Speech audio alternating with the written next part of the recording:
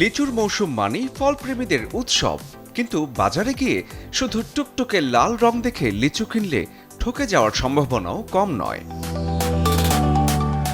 ধোঁকাবাজ ব্যবসায়ীরা অপরিপক্ক লিচু আগেভাগেই বাজারে নিয়ে আসে। অনেক সময় রং আকর্ষণীয় করতে স্প্রেও ব্যবহার করা হয়, যার ফলে দেখতে সুন্দর হলেও লিচুর স্বাদ হয় পাংশে কিংবা টক।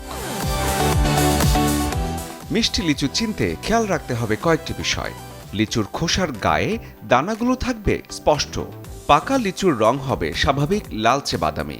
অস্বাভাবিক উজ্জ্বল অথবা একদম টকটকে লাল লিচু হলে সেখানে গড়বড় আছেই।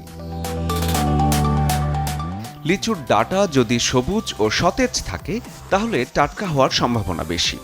দেশে সবচেয়ে জনপ্রিয় ও মিষ্টি জাতের মধ্যে আছে বোম্বাই, চায়না 3 এবং মাদ্রাজি লিচু।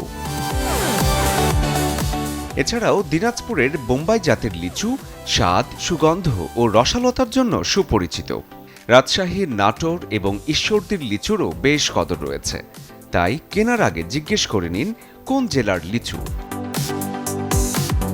সবসময় গাঢ় রঙের লিচু কিনবেন এবং এর সাইজ যেন 1 ইঞ্চি পরিমাণ হয়, এমন লিচু পরিপক্ক হয়।